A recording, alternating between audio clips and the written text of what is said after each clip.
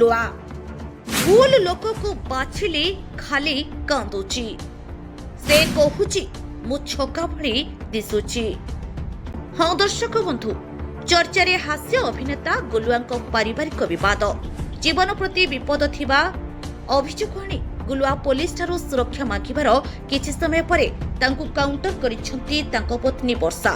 कहिसंती धमक नुहे नेइथिबा टंका मागिसंती तांको बापा। विवाहर 6 मास परे दुहिंको मतभेदरे फाट आरंभ होइथिला। स्त्री थिबा बेले अन्य झियंको सह संपर्क रखंती गुलुआ। एहार प्रतिवाद कले गुलुआ और तांको परिवार लोके माड़ मारंती। वर्षे हेबो से निर्यातनार शिकार होई आसिछंती कहिले। गुरुवार सकाळु सकाळु सोशल मीडिया रे भाइराल होइथिला एही दुई जनक वीडियो। गोटिए पटे स्वामी गुलुआ अभियोग करिसंती तांको 50 लाख टंका मगा जाउची। टंका नदेले सोशल मीडिया रे बदनाम करबाकू धमक दिया जाउची। नमस्कार, जय जगन्नाथ। मु मिस्टर गुलुआ ओडिया कॉमेडियन। मते आज्ञा धमक मिलुची कि 1 कोटी टंका दियो नहले तुमको सोशल मीडिया रे बदनाम करिवु। 1 कोटी टंका परे कथा हला पर 50 लाख हला। 50 लाख टंका दियो तुमको सोशल नदेले सोशल मीडिया रे बदनाम करिवु एवं बदनाम करबा सहित तुमको मिछ केस रे फसेइकरी जेल पुरेबु एवं जेल पुरेबा सहित तुमको बाडे के सबुदिन पई डिजेबल कर दबु जेमति तुम जीवन में केबे काम करि परिबोनी। आ ए केस नै कि मु काली जतले बालियंता थाना जाईथिली आ मते जे धमक दउचंती मु देखिली जे तांकर कनेक्शन मध्य थाना रे अछि। मु आउ थाना को दौड़ी कि मो ए समय रे मु जाई परिबिनी, मते लागुनी मु थाना रे पहुंची परिबी। तेणु मु मो एरिया छाड़ी करी मु गोटे जगह को पळे आछि। तेणु मु प्रशासन को एतिकी मो वीडियो माध्यम रे एतिकी अनुरोध करछि, मते धमक मते इंगित करके 3 थर धमक मिललानी। मु एवं मोर स्टाफ मानक धमक मिललानी। हुए तो मु आज जेहेतु कोर्ट बंद, मु कोर्ट रे किछि लीगल एक्शन नबा पूर्व हुए तो मु कोर्ट पहुंची परिबिनी। तेणु मोर एतिकी अनुरोध प्रशासन को, मीडिया को, समस्त को कि हुए तो मु काली सकाळे थिबी न थिबी मो मेसेज को, मो वीडियो को प्लीज लाइटली नेबेनी।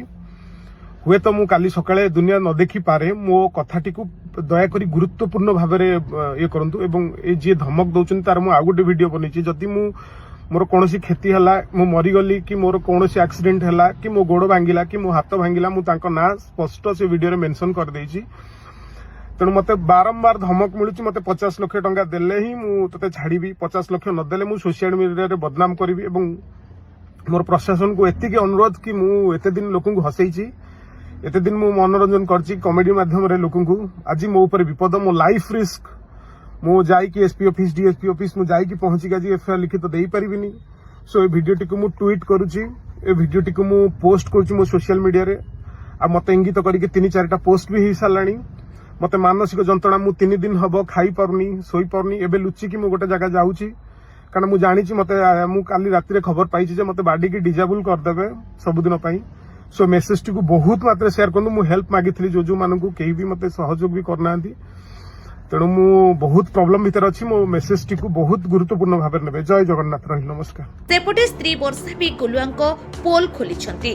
तांकर कहिबा कथा तांको गुलुआ घरु बाहर करि देइछंती, किंतु तांको बापांको प्राय 50 लाख टंकार संपत्ति गुलुआंको पाखरे रहिछि। तेणु तांको बापा गुलुआंको 50 लाख टंका मागिछंती। से वर्षे हेबो निर्यातनार शिकार होई आसिछंती। एभଳି तांको माड़ा मरा जाई घरु बाहर करि दिया जाइछि। गुलुआंको परिवार तांको निर्यातना देई आसुछंती। सेपटे जीवन प्रति विपद थिबारु सुरक्षा मागिछंती गुलुआ। गुलुआंको नारे सांघातिक अभियोग आनिछंती पत्नी वर्षा। कहिछंती स्त्री थाई मध्य गुलुआ अन्य झियंको सह संपर्क रखंती।